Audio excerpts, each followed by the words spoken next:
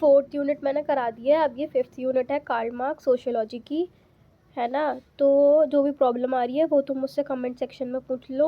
और मैंने second book तो नहीं करा पाऊँगी क्योंकि इतना टाइम नहीं है, तो मैं सेकंड बुक के नोट्स भेज दे रही हूँ अपने उस पर व्हाट्सएप चैनल पर। सेकंड बुक के सारे नोट्स उसमें से पढ़ लेना, और कुछ समझ में ना आए तो मेरे से पूछ लेना ग्रुप में आके। ग्रुप भी है, चैनल भी है, और या फिर कमेंट सेक्शन में पूछ लो जो भी तुम्हें चाहिए, है ना। कोई और सब्जेक्ट पढ़ना हो वो भी बता दो, ठीक है। अब आता है कार्ल मार्क्स, तो ये हमारी 5th यूनिट है सोशियोलॉजी की, फर्स्ट बुक की, 5th सेमेस्टर के बच्चों के लिए, ठीक है। तो कार्ल मार्क्स ने क्या बताया है? कार्ल मार्क्स ने बताया है कि मार्क्स का पूरा विचार, ठीक है,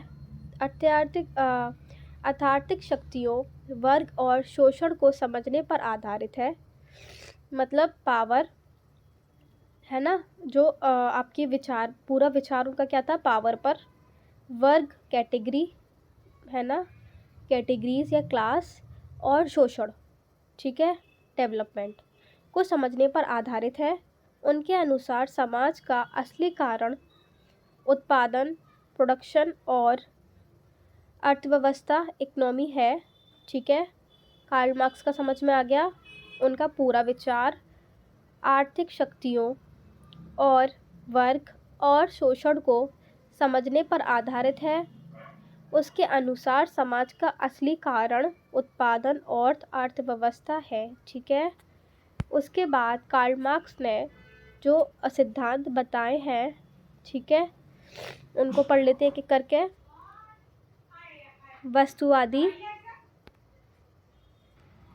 वस्तुवादी द्विविधवाद, यह कार्ल मार्क्स का सबसे महत्वपूर्ण सिद्धांत है।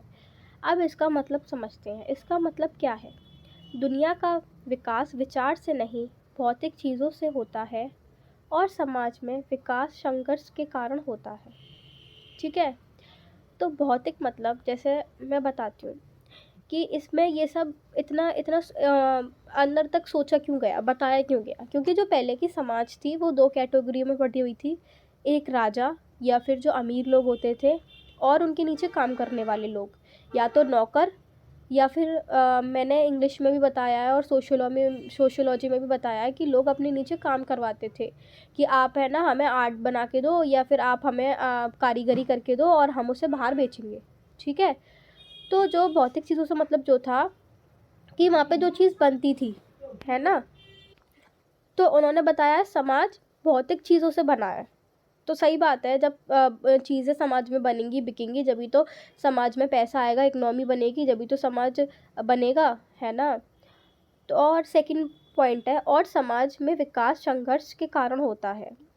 अच्छा, जो समाज में लड़ाइयाँ होती हैं, कॉन्फ्लिक्ट होती है, वो संघर्ष के कारण होता है कि जो लोग संघर्ष कर रहे होते हैं कि हमारे साथ गलत हो रहा है ना। तो समाज का विकास इस कारण होता है, ठीक है।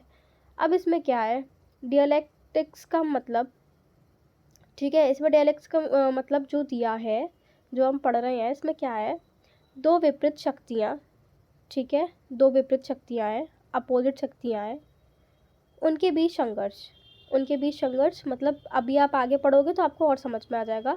एक ऊंची कैटेगरी और एक नीची कैटेगरी, एक लैंडलॉर्ड्स और एक स्लेव्स, काम करने वाले लोग, है ना। लैंडलॉर्ड मतलब जो ज़मींदार होते थे, और जो स्लेव्स मतलब नौकर होते थे, है ना। इस संघर्ष से नया बदलाव, है ना, जो इनके बीच संघर्ष हुआ उसमें नया बदलाव आया, ठीक है। अब मार्क्स के मुख्य मुख्य विचार क्या थे? समाज में हमेशा विरोधी शक्तियाँ होती हैं। विरोधी शक्तियों से मतलब उनका वही है कि एक ऊंचा समाज, एक नीचा समाज, ठीक है। इनके बीच संघर्ष होता है। हाँ भाई, जब किसान कब तक लड़ेंगे अगर उन्हें उनकी पैसे नहीं दिए जाएंगे, तो संघर्ष तो होगा, ठीक है। इससे बदलाव आता है। हाँ सही बात है, बदलाव आता है। उसके बाद नया समाज बनता है, ठीक है, नया समाज बनता है। उदाहरण, पुराने विचार, ठीक है, उसके खिलाफ, और दोनों से नया विचार, ठीक है। पुराने विचार होते हैं, उनके खिलाफ नए लोग आवाज़ उठाते हैं, और फिर ये नया विचार बन जाता है, ठीक है। तो इसे सरल भाषा में समझते हैं हम। डियलेक्टिकल मेटेरियलिज्म को वस्तुवादी द्वंद्ववाद द्वंद्ववाद को समाज बदलता है क्योंकि इसमें टकराव होते हैं, नॉर्मल चीज़। ठीक है, इसकी जो डेफिनेशन है एग्ज़ाम में लिख के आनी है वो ये है, और अगर आपको इसे समझना है आप ये भी लिख के आ सकते हो, आपकी डेफिनेशन बड़ी हो जाएगी। ठीक है, अब इसका नेक्स्ट टॉपिक आता है हिस्टोरिकल मटेरियलिज्म, ऐतिहासिक भौतिकवाद। तो ऐतिहासिक भौतिकवाद जो है इसका अर्थ है मानव समाज का इतिहास अर्थव्यवस्था और उत्पादन के तरीके से तय होता है। तो जो हमारा ऐतिहासिक वो है भौतिकवाद, उसका मतलब क्या समझाया मार्क्स ने कि मानव का जो इतिहास है वो मतलब इकनॉमी, अर्थव्यवस्था और उत्पादन प्रोडक्शन के तरीके से तय होता है। समाज कैसे बनेगा कैसे टूटेगा सब आर्थिक संरचना तय करती है। ठीक है, सब आर्थिक संरचना तय करती है। तो इसमें समाज 5 चरणों में विकसित हुआ। समाज को 5 कैटेगरी में बांटा इन्होंने। ठीक है, अब इन्होंने 5 कैटेगरी में कैसे बांटा? पहले आता है आदिम समयवाद, कोई निजी संपत्ति नहीं, सब मिलकर रहते हैं। ठीक है, पहले क्या होता था कि सब मिलके रहते थे, किसी के पास कोई ज़्यादा संपत्ति नहीं, कम संपत्ति नहीं, जिसके पास जितनी जगह है सब मिल बांट के रहते थे। ठीक है, दूसरा क्या था? स्लेव सोसाइटी, दास प्रथा, मालिक और दास। ठीक है, मैंने बताया कि ऊंची कैटेगरी और नीची कैटेगरी। पहले फर्स्ट पॉइंट क्या था? सब लोग मिलके रह रहे थे। सेकंड पॉइंट क्या था? मालिक और दास का वो आ गया। उसके बाद फ्यूडल सोसाइटी आई, ज़मींदार और किसान के बीच की। ठीक है, उसके बाद क्या आई? पूंजीवाद, मालिक और मजदूर की। और उसके बाद सोशलिज्म, कम्युनिज्म, वर्गहीन समाज आ गई। ठीक है, सरल भाषा में समाज का इतिहास संपत्ति उत्पादन का इतिहास है। ठीक है, जो मैं फर्स्ट में समझाया वही सेकंड में, कोई अलग नहीं है, पढ़ोगे समझ में आ जाएगा। ठीक है, क्योंकि इसमें 5 कैटेगरी बांट दी गई हैं, जो मैंने फर्स्ट में बताया था वही चीज़ अब क्लियर हो रही है ना। अब उसके बाद आता है, उन्होंने थर्ड चीज़ देखी है, क्लास स्ट्रगल। तो जो क्लास स्ट्रगल है, वर्ग संघर्ष, यह मार्क्स का सबसे बड़ा प्रसिद्ध विचार है, क्लास स्ट्रगल।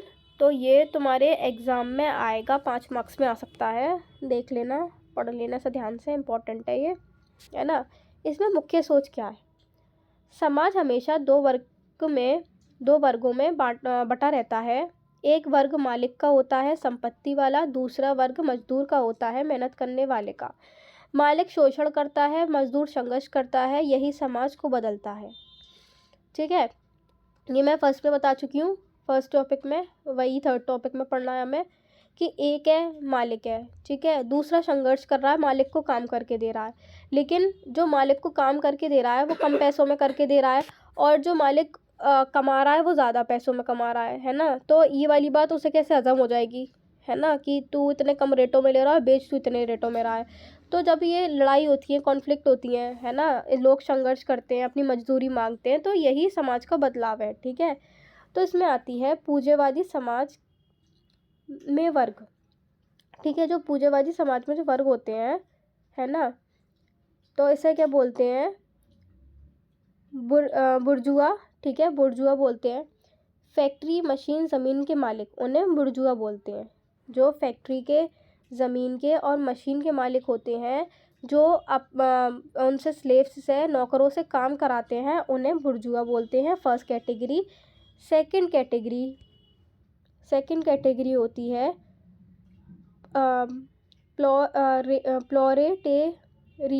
प्लोरेटेरिएट। ठीक है, इसमें मजदूर, कामगार, है ना, श्रम बेचते हैं। इसमें देखो, मजदूर, कामगार और अपना वो श्रम बेचते हैं। ठीक है, अब इसमें क्या बताया गया? संघर्ष क्यों करते हैं वो?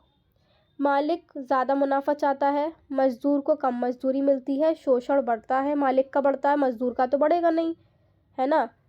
मजदूर तो उतनी कमाई लेगा, फिर मजदूर विरुद्ध करता है।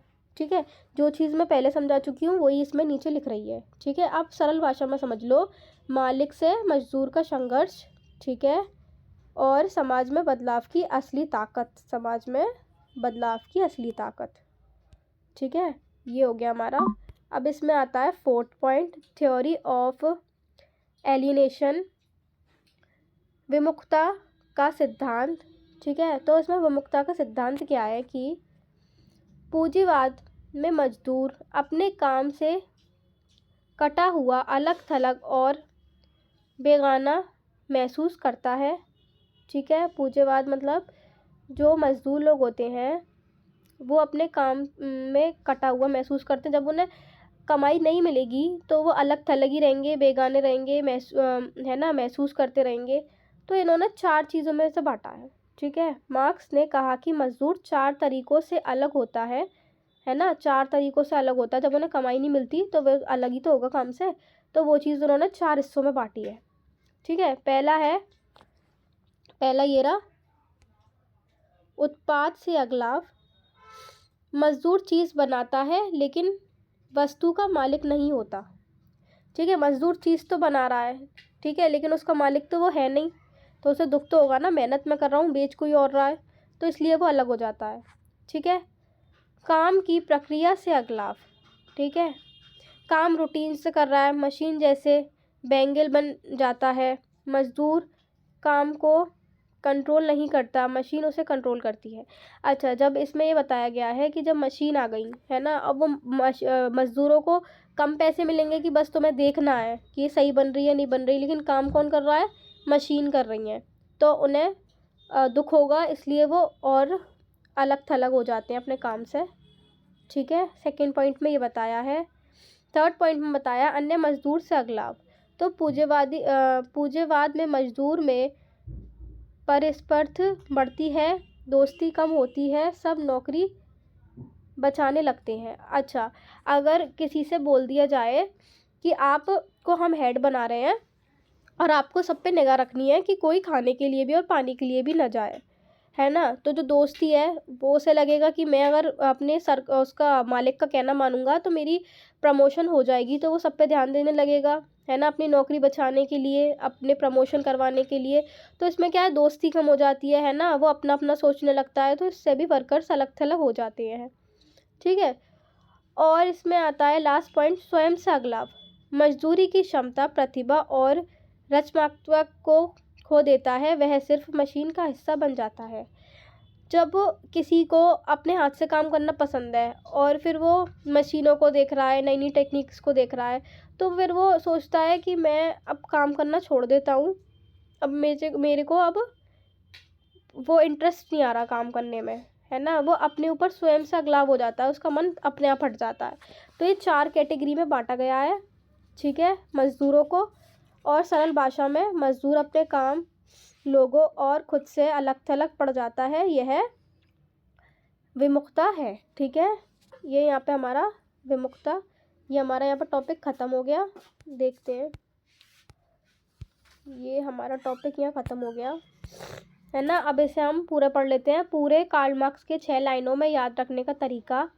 ठीक है, डियालेक्ट मटेरियलिज्म समाज संघर्ष से बदलता है, हिस्टोरिकल मटेरियलिज्म ऐतिहासिक अर्थव्यवस्था से चलता है, क्लास स्ट्रगल मजदूर वैज मालिक, कैपिटलिज्म सोशल पर आधारित, रिवॉल्यूशन मजदूर संघर्ष करेगा, अलाइनेशन मजदूर अपने काम से बेगाना हो जाता है।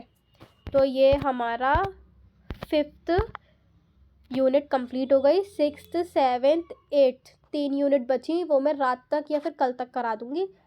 ठीक है, और जो सेकंड एग्ज़ाम का सेकंड पेपर के जो नोट्स हैं वो मैं अपने चैनल पर डाल दूँगी, व्हाट्सएप चैनल पर देख लेना, और चैनल को सब्सक्राइब कर देना, लाइक कर देना, अपने दोस्तों को शेयर कर देना, जिससे उन्हें भी समझ में आ जाए कि एग्ज़ाम में करके क्या आना है और कार्ल मार्क्स बोल क्या रहे हैं। ठीक है, 15 मार्क्स का क्वेश्चन आ गया कि describe the theory of Karl Marx. तो आप क्या लिख के आओगे, आपको जितना भी पढ़ाया है इसमें से थोड़ा थोड़ा सब कुछ लिख के आना है। ठीक है, तो आपका 15 मार्क्स का क्वेश्चन ऐसे बन जाएगा। Thank you.